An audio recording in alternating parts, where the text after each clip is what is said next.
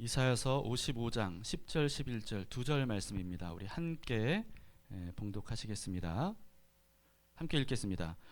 이는 비와 눈이 하늘로부터 내려서 그리로 되돌아가지 아니하고 땅을 적셔서 소출이 나게 하며 싹이 나게 하여 파종하는 자에게는 종자를 주며 먹는 자에게는 양식을 줌과 같이 내 입에서 나가는 말도 이와 같이 헛되이 내게로 되돌아오지 아니하고 나의 기뻐하는 뜻을 이루며 내 모든 일에 형통함이니라. 아멘.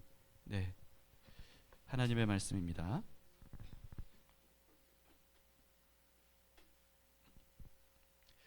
하경삼 40일이 어느덧 반환점을 이미 돌았습니다.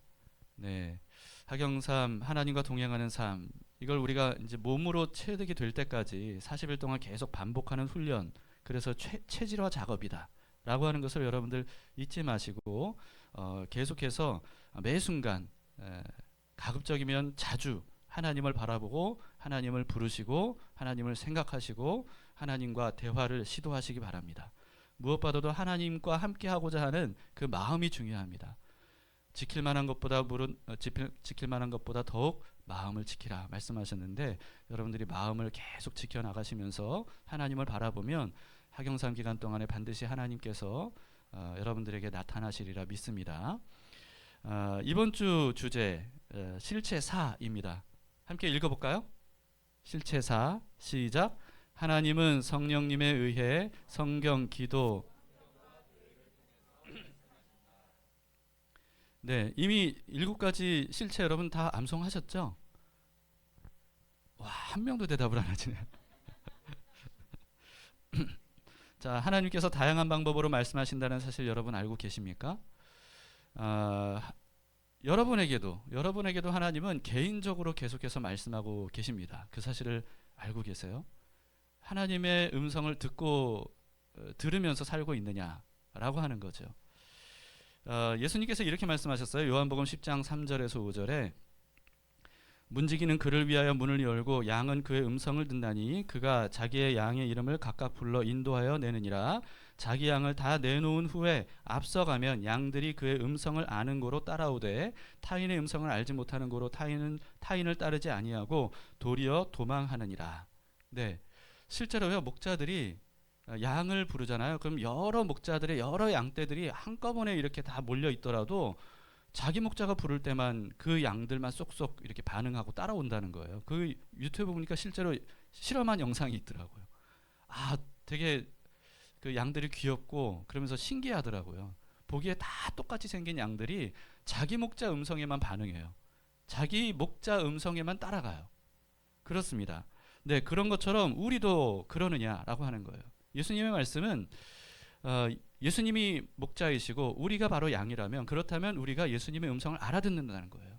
그래서 다른 사람의 음성을 듣는 게 아니라 예수님의 음성을 듣고 따라간다는 거죠. 여러분들은 어떻습니까? 요즘에 예수님의 음성을 듣고 알아듣고 따라가십니까? 아니면 다른 음성을 듣고 따라가고 계십니까? 한번 점검해 보자는 거예요. 이걸 통해서 내가 예수님의 양인지 아닌지 이것을 우리는 알 수가 있다라고 하는 거죠. 사실 하나님의 음성을 듣는다, 이런 표현이 참 많은 오해를 불러일으키는 것 같기도 합니다. 그러니까 육성으로 듣는다는 식으로 이해하시는 분들도 계시는 것 같아요. 물론 하나님은 육성으로 음성을 들려주실 때도 있습니다. 놀랍게도 있습니다. 근데 저는 어떨까요? 저는 하나님을 육성으로 들은 적이 있을까요? 그런 적은 없어요. 저는 그런 적은 없는데, 근데 제 아내는 하나님의 음성을 육성으로 들은 적이 있다고 해요. 그리고 또 많은 사람들이 실제로 하나님의 음성을 들었다고 합니다. 육성으로 들은 거죠. 성경에도 하나님의 음성을 육성으로 들은 사람들에 대한 기록들이 참 많이 있습니다. 당연히 하나님은 그래서 육성으로도 들려주실 수 있는 분이세요. 왜 안 그러시겠어요? 하나님이 사람의 성대와 이 입을 만드신 분이잖아요. 그리고 소리의 파장, 그걸 통해서 이 고막이 울리고 귀가 들리도록 하는 모든 설계를 하나님이 다 하시고 그 모든 원리들을 하나님께서 창조하신 분이거든요. 그렇기 때문에 하나님은 얼마든지 필요하다면 육성으로도 음성을 들려주실 수 있는 분입니다. 네, 그런데 여러분, 하나님의 음성을 육성으로만 들어야 된다, 그것만이 하나님이 들려주시는 음성이다, 이렇게 생각하시면 안 됩니다.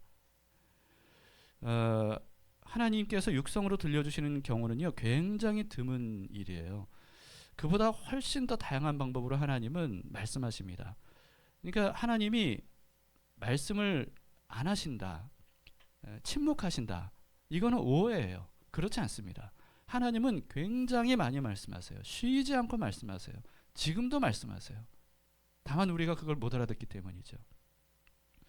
어떤 분은요, 그래서 수다쟁이 예수님이라고 하는 제목의 책을 쓰기도 했어요. 그 정도로 사실은 하나님, 예수님, 성령님은 끊임없이 우리에게 말씀하고 계신다는 거예요. 사람도 여러분 육성으로만 말하지 않잖아요. 네, 목소리로만 말하지 않죠. 표정으로도 말합니다. 눈빛으로도 말해요. 네, 그리고 손짓, 발짓, 몸짓, 태도, 행동, 이런 것으로도 사람들은 말합니다. 그래서 여러분, 그 언어적인 표현만큼이나 중요한 게 비언어적인 표현이라는 것을 우리는 알 수가 있어요.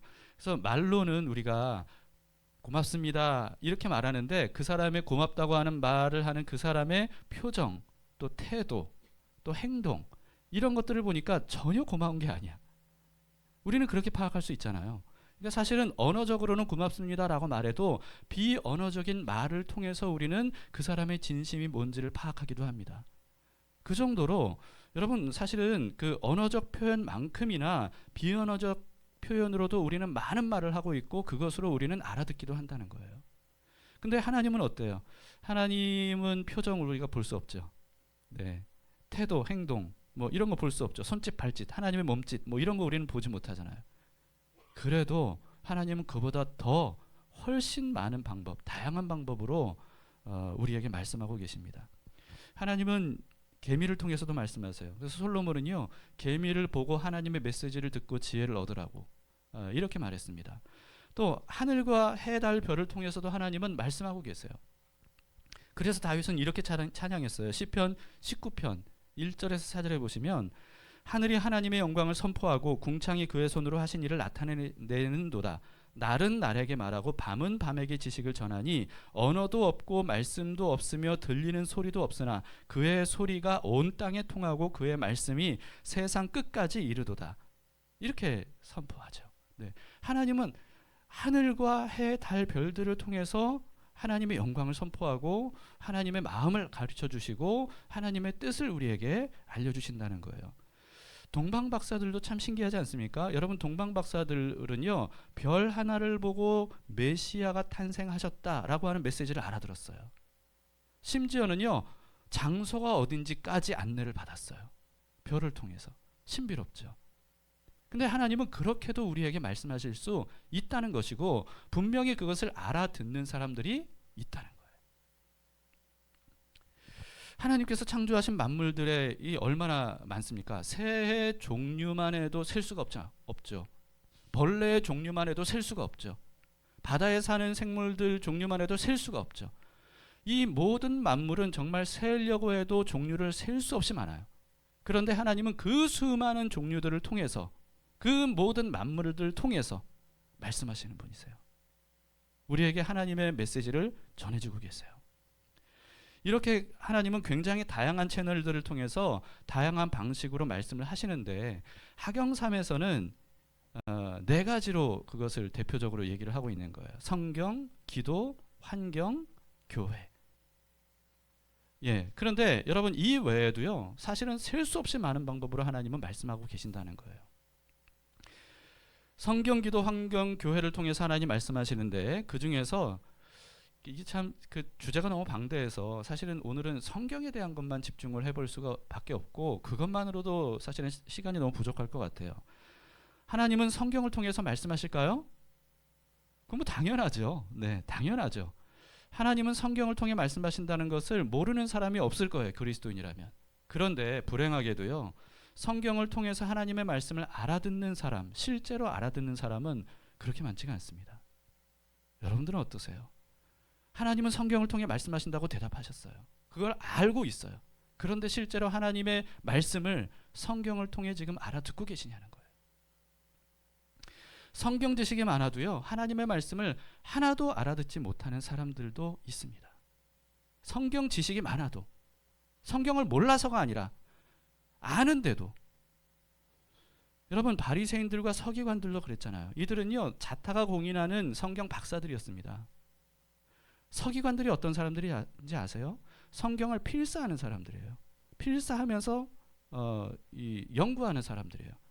필사도 서기관들이 전문가들이 하는 필사는 달라요. 정말 기계같이 하나도 빠짐없이 오차 없이 단 한 글자도 틀리지 않도록 하기 위해서 모든 숫자 값을 계산해서 오류가 있으면 그걸 전체를 다 찾아서 그 중에 1.1획도 틀리지 않고 다시 기록할 정도로 전문가들이 바로 서기관들이에요.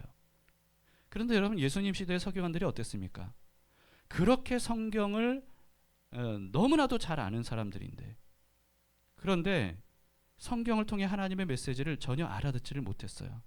그러니 여러분 성경 전체에서 예언하신 그리스도를 알아보지 못하고 그분을 십자가에 못 박혀 죽게 하는 이런 죄를 범하게 되잖아요. 예수님에 대해서는 구약 성경 전체를 통해서 알려주고 계시는데 그걸 하나도 알아듣지 못했던 거예요. 바울도 그렇습니다. 바울은 바리새인 중에서도 엘리트였어요. 그 당시에 가말리엘이라고 하는 그 선생님이 있었는데요. 이 선생님은 현재까지 이스라엘 전 역사를 통틀어서 가장 위대한 랍비 중에 한 명, 3명의 랍비 중에 한 명이라고 손꼽는 사람이에요. 그 사람이 예수님 시대에 있었어요. 그런데 바울은 그 제자였어요. 그러니까요, 여러분 엘리트 중에 엘리트예요. 그런데 그런 바울이 사울이었을 때 어땠습니까? 하나님의 뜻을 전혀 깨닫지 못했어요. 하나님의 뜻과는 반대로 하나님의 사람이 스데반을 죽이는데 앞장섰고 그리고 교회를 박해하기 위해서 다메섹까지 이렇게 열정적으로 앞장섰던 사람입니다. 여러분 그렇기 때문에 성경 지식이 많은 것과 하나님의 말씀을 알아듣는 것은 다른 것이다 하는 사실을 우리는 알아야 됩니다. 때로 어떤 사람들은 성경 지식을 많이 알고 있다는 것을 자랑삼아 얘기해요. 그런데 여러분 성경 지식을 자랑삼아 얘기한다는 것은 사실은 성경을 통해 하나님의 말씀을 알아듣지 못한다는 뜻이에요. 하나님의 말씀을 알아듣는다면 무엇도 자랑하지 못합니다. 그렇기 때문에 여러분 성경 지식은 필요 없다 이렇게 생각해야 될까요? 아닙니다. 여러분 성경 지식은 그러니까 필요 없다 절대로 그렇게 생각해서는 안 돼요. 제가 말씀드리는 건 그게 아닙니다. 하나님은 성경을 통해서 말씀하셔요. 그리고 다른 방식들로 말씀하시는 것보다 성경을 통해 말씀하신다는 이 사실이 가장 중요합니다. 왜냐하면 하나님은 셀 수 없이 많은 방식들로 말씀하시는데 그 모든 방식으로 말씀하시는 것이 진짜 하나님의 말씀인가 아닌가, 진짜 하나님이 말씀하신 게 맞는가, 이것을 분별하는 기준이 바로 성경이에요. 기도, 환경, 교회를 통해서도 하나님은 말씀하신다고 하죠. 그런데 기도와 환경과 교회를 통해서 내가 들은 말씀이 진짜 하나님의 말씀인가 아닌가, 이것을 분별해야 되잖아요. 그 분별 기준이 성경이라는 겁니다. 이 기준이 성경이기 때문에 여러분 성경을 모르면요 하나님이 다른 여러 방식들로 아무리 많은 말씀들을 하셔도 성경을 모르면 알아들을 수가 없어요. 그리고 진위를 분별할 수가 없습니다. 바울이 예수 그리스도를 만나고 난 다음에 완전히 뒤바뀌잖아요. 그리고는 어떤 삶을 삽니까? 탁월한 말씀 전도자 그리고 말씀 교사로 그렇게 살아요. 그럴 수 있었던 이유가 뭐냐 하면 밑바탕에 깔려 있었던 해박한 성경 지식이 있었기 때문입니다. 그렇기 때문에 하나님의 말씀을 여러분 정말 듣고 싶다면 왜 나에겐 말씀하지 않으실까? 난 하나님 말씀 듣고 싶은데 정말 그런 마음이 있으시다면 가장 먼저 뭘 해야 돼요? 성경을 펴 읽어야 돼요. 성경을 펴 읽어야 돼요. 성경은 읽으려고 하지 않으면서 하나님 말씀해 주세요. 하나님 음성 듣고 싶어요. 하나님 뜻을 알려주세요. 여러분 그렇게 하면 이거는 이상한 거예요. 하나님은 성경을 통해 말씀하세요. 우리는 무엇보다도 성경을 통해 하나님의 말씀을 알아들을 수 있어야 됩니다. 그러니 하나님의 음성 들어야 되고 하나님의 뜻이 궁금하다, 인도하심을 받아야 되겠다 하면 다른 어떤 것보다 우선적으로 성경을 펴 읽어야 돼요. 그런데 그럴 때 오늘 이런 순간인데 이런 상황인데 하나님 말씀해 주세요. 그리고는 성경을 펴고 탁 탁 오른쪽 볼까 왼쪽 볼까 왼쪽 몇 번째 줄을 볼까 하나님이 오늘 이 말씀을 하시네. 이런 식으로 여러분 성경 보시면 안 됩니다. 네. 성경을 파편적으로 읽어서는 안 돼요. 구절구절로 떼어서 읽어서는 안 됩니다. 성경은 전체적으로 읽어야 돼요. 하나님의 말씀과 뜻을 아는 데 성경보다 더 큰 권위가 없는데요. 그래서 성경은 특징이 있어요. 성경은 성경으로 해석해야 됩니다. 성경은 성경으로 해석될 수 있어요. 하나님이 그렇게 되도록 기록하셨어요. 그러니까 성경을 전체적으로 우리가 보려고 하지 않고 쉽게 그냥 구절구절로만 우리가 생각하고 그걸로만 파악하고 그걸로만 뜻을 분별하려고 하다 보니까 이게 오리무중이고 오해가 생기고 잘못된 길로 안내를 받는 거지, 성경을 전체적으로 보면서 전체를 통해서 한 구절을 우리가 제대로 해석을 할 수 있다면, 그렇다면 우리는 성경을 제대로 알 수가 있는 겁니다. 구약은 신약으로 해석이 돼요. 신약은 구약으로 해석이 돼요. 그러니까 전체를 통해서 우리는 봐야 되는 거죠. 그렇지 않으면 이 본질이 거짓말인 사탄에게 우리는 속게 되는 거예요. 여러분, 사탄이 마귀가 예수님을 시험할 때 뭘로 시험했어요? 하나님의 성경 말씀으로 시험했어요. 성경 말씀으로. 그러니까 사탄은요, 성경의 특정 구절을 딱 떼어서 하나님의 본래 의도와는 상관없이 그것을 사용해요. 근데 마귀가 예수님에게만 그렇게 하실까요? 아니, 우리에게도 그렇게 합니다. 우리에게도.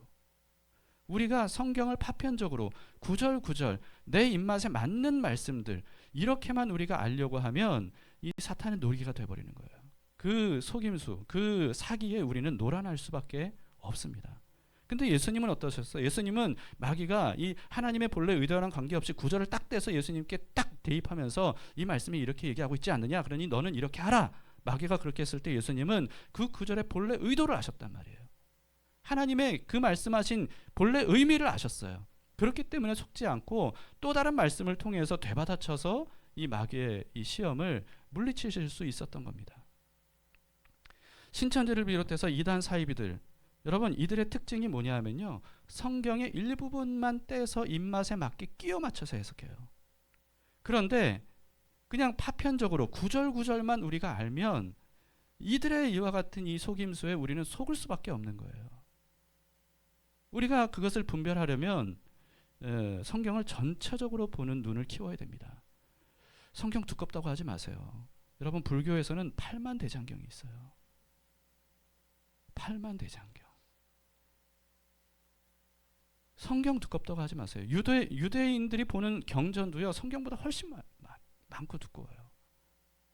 조혜련 씨가 성경 좋은 점 중에 하나가 성경이 너무 짧다는 거예요. 그래서 좋더래요. 왜냐하면 이분은 그 남미호랑기 거기도 있었고 불교도 아무튼 여러 종교들을 보니까 경전들이 너무 방대해. 그런데 성경은 딱 한 권밖에 없다고 해서 그게 너무 좋다는 거예요. 그래서 지금도 벌써 그 어머님까지 해서 몇십 독 몇백 독을 했다고 하죠. 예수님 믿으신 지 얼마 되지도 않았는데. 그러니 얼마 안 돼도 성경을 가르칠 수 있는 거예요.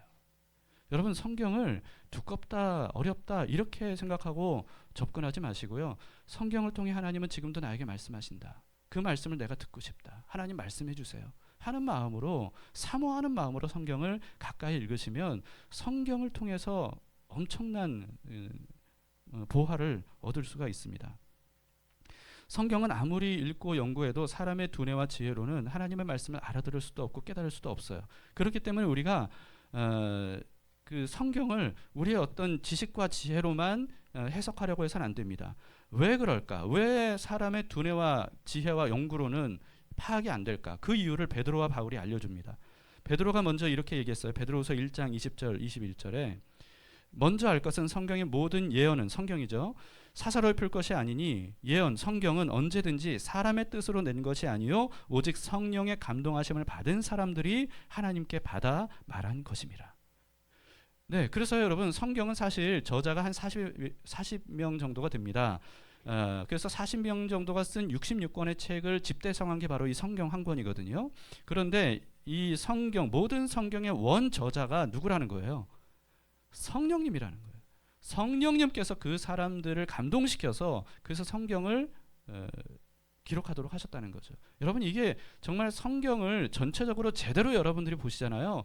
그러면 세상의 어떤 책과도 다르다는 것을 알 수가 있어요. 이렇게 수많은 사람들이 1600년이나 되는 간격을 통해서 기록이 됐는데, 그렇게 시대와 장소와 상황과 이 모든 것들이 다 다른데도 성경은 하나로 완벽하게 통일이 돼 있어요. 그래서 성경이 성경으로 해석이 되는 거예요. 코란은 비교적 굉장히 짧아요. 사실 코란 하나만 보면. 그런데 앞뒤가 안 맞아요. 맥락이 없어요. 그런데 여러분, 성경은 그렇지 않아요. 성경은 처음부터 끝까지 일관된 통일성이 있어요. 놀랍게도. 왜냐하면 한 분 성령님께서 원저자이시기 때문입니다. 바울은 그래서 이렇게 얘기했어요. 고린도전서 2장 13, 14절에 우리가 이것을 말하거니와 사람의 지혜가 가르친 말로 아니하고 오직 성령께서 가르치신 것으로 하니 영적인 일은 영적인 것으로 분별하느니라. 육에 속한 사람은 하나님의 성령의 일들을 받지 아니하나니 이는 그것들이 그에게는 어리석게 보이며 또 그는 그것들을 알 수도 없나니 그러한 일은 영적으로 분별되기 때문이라. 여러분, 성경은 사람의 뜻으로 사람의 지혜로 써진 게 아니에요. 성령께서 쓰도록 하신 거죠. 그렇기 때문에 그렇게 쓰여진 성경은 육에 속한 사람은 육의 생각으로는 절대로 이 본래 의미를 파악할 수 없다는 거예요. 성령님께서 가르쳐 주셔야, 우리의 눈과 귀를 열어주셔야, 그래야 성경을 제대로 이해할 수 있다는 겁니다. 여러분, 유튜브를 보니까요, 이 돌 김용옥 선생님이 굉장히 많은 것들을 가르치잖아요. 근데 성경 강해도 해요. 성경 강해, 요한복음 강해, 이렇게 해가지고 시리즈로. 이분이 얼마나 해박합니까? 여러 분야의 지식들을 총동원해서 성경을 가르치는데요. 근데 올바른 해석이 아니에요. 또 어떤 스님의 유튜브를 봤어요. 아주 유명한 스님의 유튜브를 봤는데요. 목사인 제가 스님 유튜브를 봤습니다. 근데 놀랍게도 그 자리에 굉장히 많은 사람, 정말 엄청 많은 사람들이 모여 있는데, 근데 거기에 기독교인들도 많이 있나 봐요. 그 중에 한 사람이 일어나서 스님에게 질문을 해요. 근데 어떤 질문을 하냐면 자기는 기독교인인데 기독교적인 이런 고민이 있다는 거예요. 기독교적인 고민을 스님에게 물어요. 불교에 대한 고민이 아니에요. 기독교적인 고민이에요. 근데 여러분, 거기에 대해서 이 스님이요, 답을 해주시는데 그 사람이 기독교인이잖아요. 기독교적인 고민이잖아요. 그러니까 성경을 가지고 답을 해줘요. 그걸 제가 들으면서요, 와, 이분이 성경을 제대로 읽었구나. 그리고 또 많이 읽었구나. 나름대로 엄청나게 연구를 많이 했고 정말 성경의 내용을 굉장히 많이 아는구나, 이런 생각을 했습니다. 그런데 사실 그 내용은요, 성경의 본래 의도를 파악하지 못한 해석이었어요. 그러니까 지극히 인간적이고 윤리적인 해석이에요.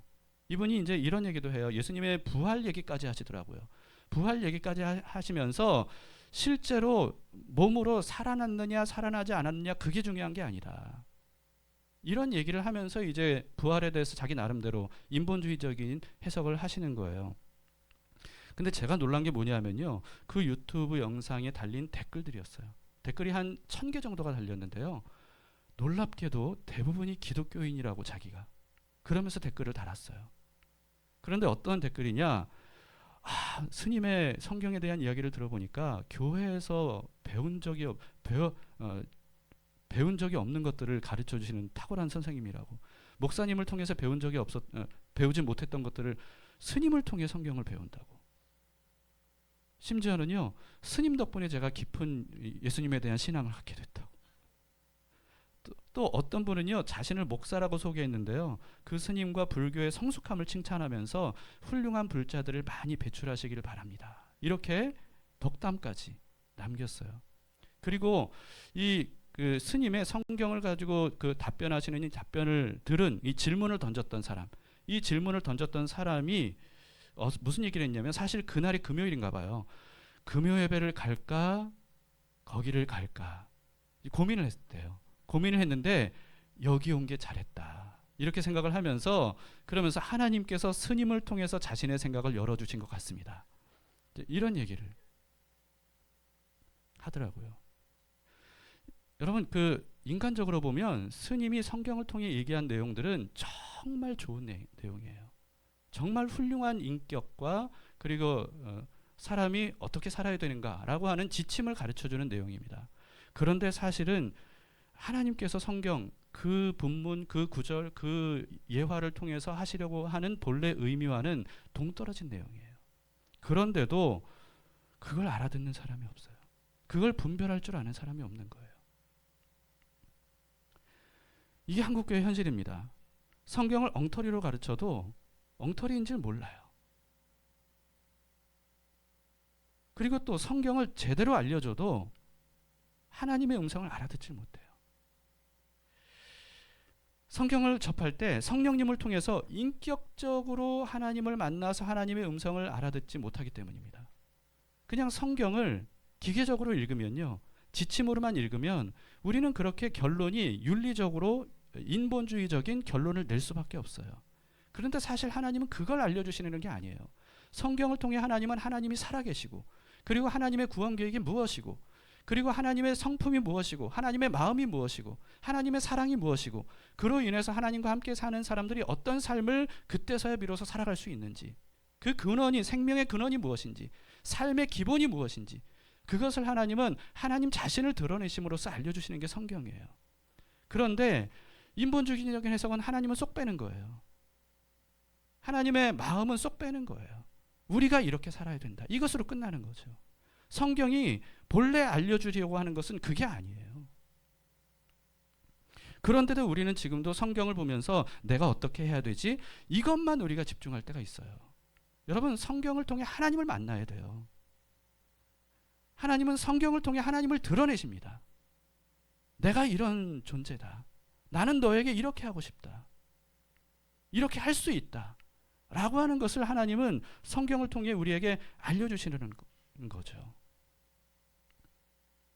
그런데 성경을 통해서 하나님을 만나지 못하는 이유는 우리가 성령님을 의지하지 않기 때문입니다. 그냥 인간적인 마음으로만 읽으니까 그래요. 사사로이 해석하는 거죠. 그러니까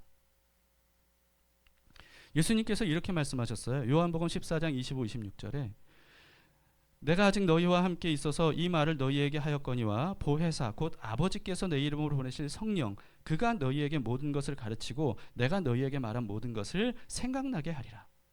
성령님은 하나님의 말씀과 진리를 가르쳐 주시고, 그리고 예수님께서 하신 모든 것들을 생각나게, 모든 말씀들을 생각나게 하신다는 거예요. 여기서 생각나게 하신다는 것은 단순히 기억나게 한다는 뜻이 아니고요, 그때 하신 그 말씀의 의미를 깨닫게 하신다는 뜻이에요. 이게 성령님께서 하시는 일입니다. 성령님 하면 곧 은사. 여러분, 이렇게만 생각하시면 안 돼요. 성령님께서 하시는 대표적인 사역은 뭐냐 하면 바로 하나님의 진리를 알려주시고 예수님께서 하신 말씀을 생각나서 깨닫게 하시는 거예요. 예수님이 어떤 분인지를 드러내는 것, 이게 바로 성령님께서 하시는 일입니다. 어느 날 예수님께서 예루살렘 성전을 보시면서 이런 말씀을 하셨어요. 이 성전을 헐라 내가 3일 만에 다시 세울 것이다. 그 말씀을 들었던 제자들도, 거기 있었던 사람들도 아무도 그 말씀의 의미를 몰랐어요. 그런데 비로소 제자들이 나중에 알게 됩니다. 언제? 요한복음 2장 22절에 이렇게 말씀하고 있어요. 죽은 자 가운데서 살아나신 후에야 제자들이 이 말씀하신 것을 기억하고 그때 예수님께서 그 말씀하셨죠. 언제? 예수님이 부활하신 후에야. 정확히 말하면 성령께서 이들에게 강림하신 후에. 그때서야 그때 예수님께서 그 말씀을 하셨지 기억했어요. 여러분, 기억으로 끝났다는 겁니까? 아니에요. 그때 하신 말씀이 그때는 무슨 뜻인지 몰랐어요. 그런데 이제는 알겠다는 거예요. 그래서 성경과 예수께서 하신 말씀을 믿었다는 거예요. 성령님을 통해 그때 하신 예수님의 말씀을 깨닫고 난 다음에야, 그때야 비로소 성경과 예수님의 말씀을 믿게 되었다는 거죠.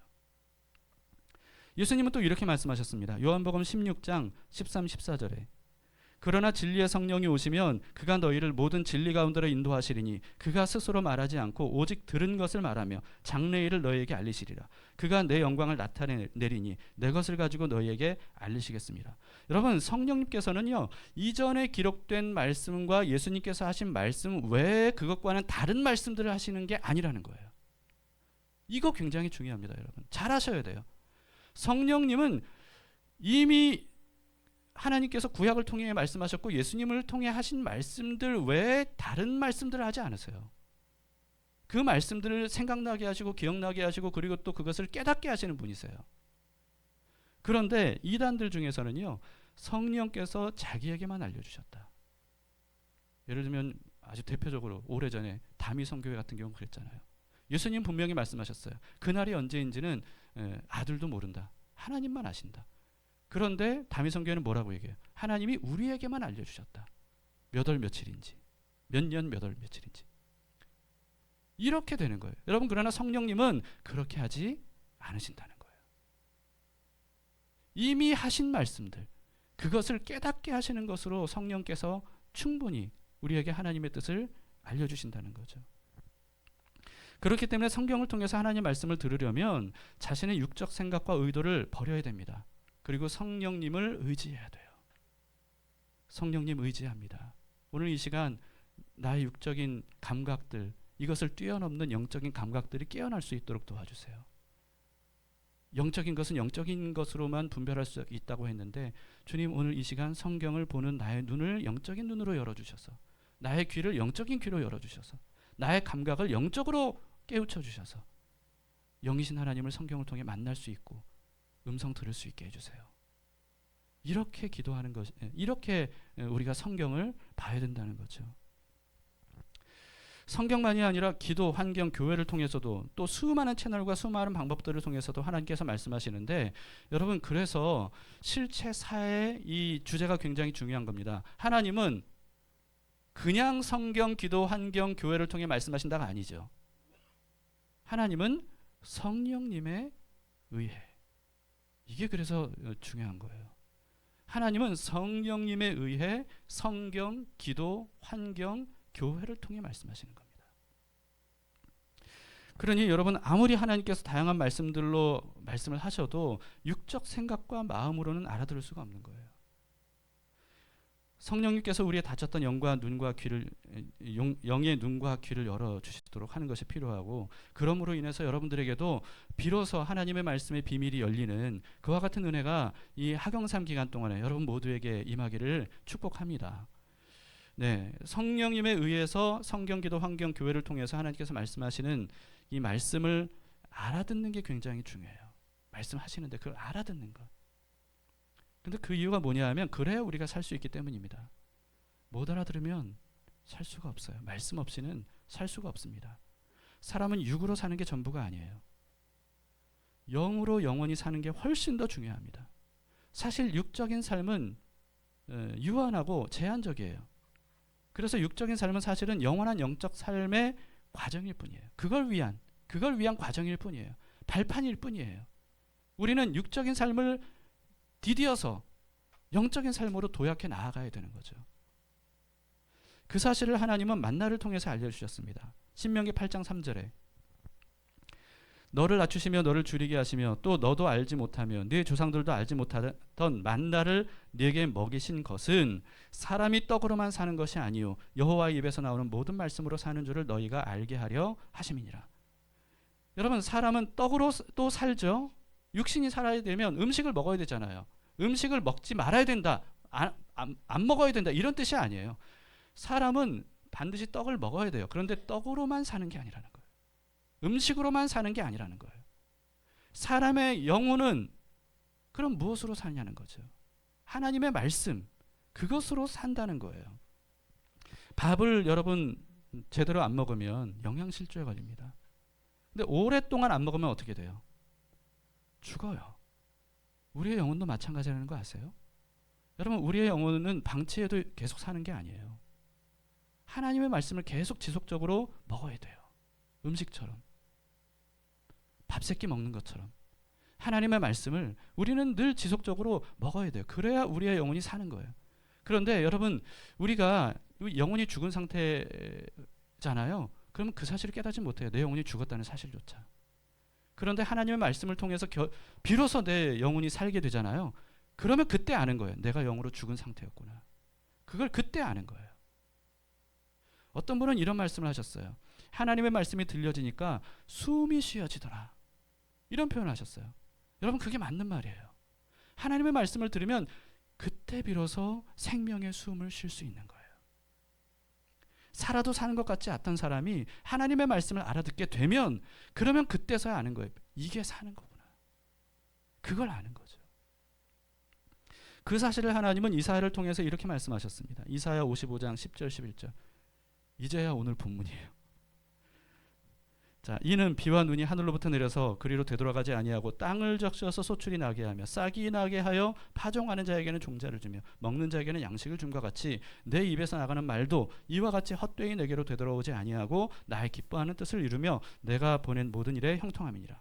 자, 하나님은 정말 인류의 오랜 역사 기간 동안에 비와 눈을 통해서도 계속해서 말씀하셨습니다. 그것을 오늘 본문에서 알려주고 있는데요. 비와 눈이 하늘에서 내리면 비와 눈이 하늘에서 내리면 곧장 하늘로 바로 올라가는 게 아니라 땅에 스며들어서 땅을 적시고 그 땅 속에 있는 모든 생물들, 씨앗들 이런 것들을 이제 발아하게 하고 자라게 하고 종자와 음식이 되도록 한다는 거예요. 생명의 역사죠. 비와 눈이 그런 역할을 한다는 거예요. 그런데 하나님의 말씀도 그와 같다는 겁니다. 하나님의 말씀도 하나님의 입에서 나오면 그것이 그냥 곧바로 하나님께로 돌아가는 게 아니라 하나님의 기뻐하시는 뜻을 다 이룬 뒤에야, 그런 다음에야 하나님께 돌아간다는 거죠. 자, 그 하나님의 기뻐하시는 뜻이 뭐예요? 생명의 역사예요. 생명의 역사. 비와 눈으로 인하여서 모든 땅의 만물들이 다 생명을 얻잖아요. 그런 것처럼 하나님의 입에서 나오는 모든 말씀에 하나님의 기뻐하시는 뜻이 뭐냐 하면 살리는 거예요. 살리는 거. 영으로 죽었던 사람들을 되살아나게 하는 거예요. 절망 속에 있었던 사람들을 새 힘을 주는 거예요. 소망을 주는 거예요. 가망 없던 사람들이 구원을 얻게 하는 거예요.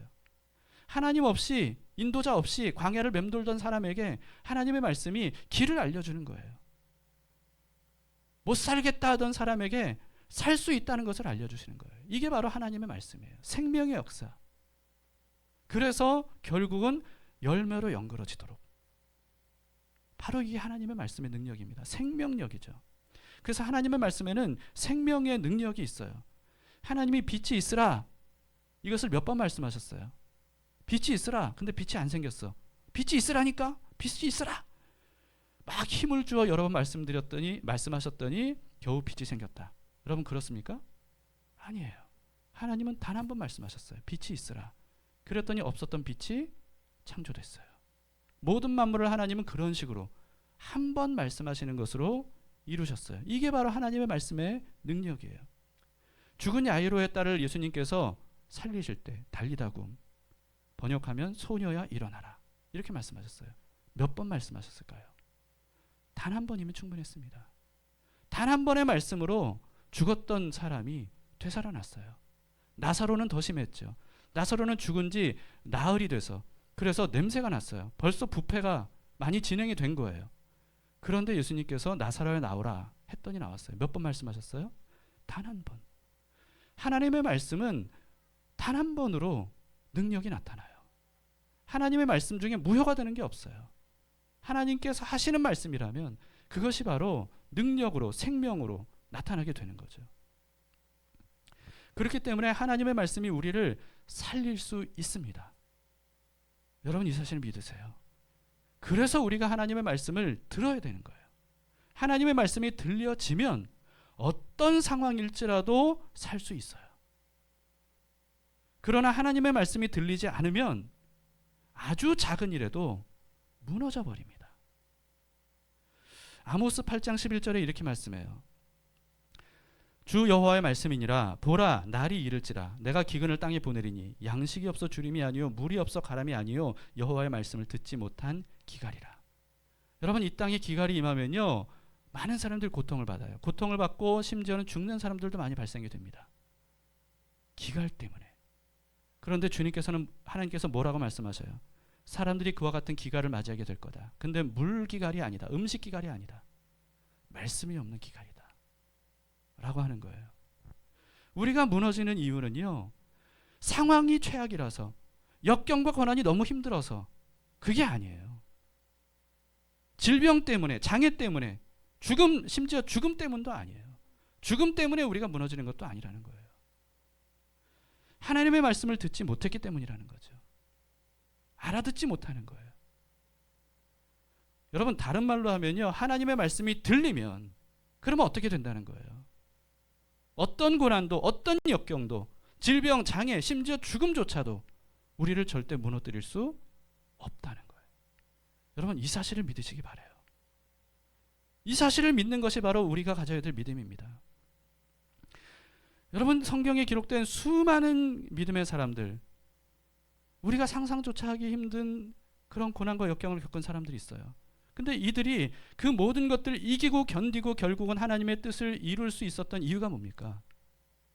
이들이 늘 말씀을 듣는 사람들이었기 때문이에요. 하나님과 연결되어서 하나님과 교제하면서 하나님의 말씀을 알아듣는 사람들이었어요.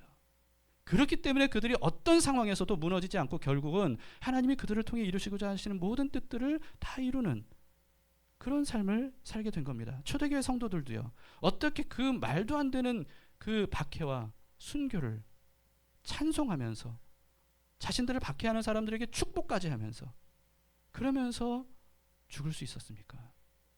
죽음도 그들을 무너뜨리지 못했어요. 세상이 감당치 못할 믿음의 사람들이 됐어요. 그게 어떻게 가능하죠? 말씀이 들리기 때문이에요. 그들은 하나님의 말씀을 알아듣는 사람들이었어요. 그 말씀이 그들에게 역사하신 겁니다. 그래서 여러분, 그들이 특별해서가 아니에요. 말씀이 특별해서입니다. 말씀이 특별해서예요. 말씀의 능력이 있어서예요.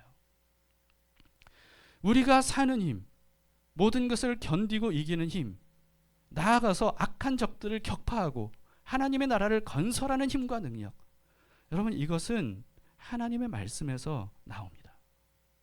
하나님의 말씀에서.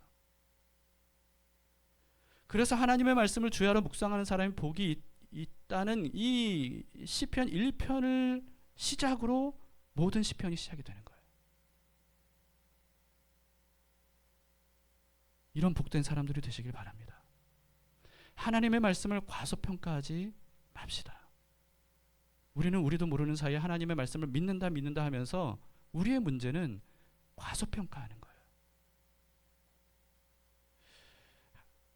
하나님의 말씀을 과소평가하면 하나님의 말씀의 권능을 경험할 수가 없습니다. 예수님도 고향에서 수많은 말씀과 수많은 기적들을 행했지만 고향 사람들이 받아들이지 않았을 때 거기서 많은 권능을 행하실 수 없었다고 했습니다. 여러분, 하나님의 말씀에는 불가능이 없다는 사실을 믿으세요. 하나님이 말씀하시면 반드시 이루어집니다. 그러니 우리는 우리가 기도해야 될 것이 뭐예요? 하나님, 말씀해 주세요. 하나님, 저에게 말씀해 주세요. 제 귀를 열어주세요. 들을 수 있게 해주세요. 하나님의 말씀이 들려져야 됩니다. 그래야 제가 삽니다. 주님, 제발 말씀을 들려주세요. 이것이 우리가 해야 될 기도예요. 그리고 그렇게 기도했다면 이제는 귀를 기울이는 거죠. 하나님이 나에게 무슨 말씀을 하시나요? 눈을 여는 거예요. 성경을 보는 거예요. 주님이 창조하신 만물을 보는 거예요. 기도, 환경, 교회를 통해 말씀하시는 하나님, 거기에 우리가 집중하는 거예요. 이렇게 믿음으로 반응하면 그러면 결국은 하나님의 말씀이 우리에게 이루어지는 것을 우리는 눈으로 목격하는 증인이 될 것입니다. 이 사실을 믿고 여러분, 말씀을 가까이 하고 말씀에 귀를 기울이고 말씀이 들려지길 기도하고 모든 채널을 통해 말씀하시는 주님의 그 음성을 알아듣고 따라가는 주님의 양으로 우리가 살아가도록 합시다.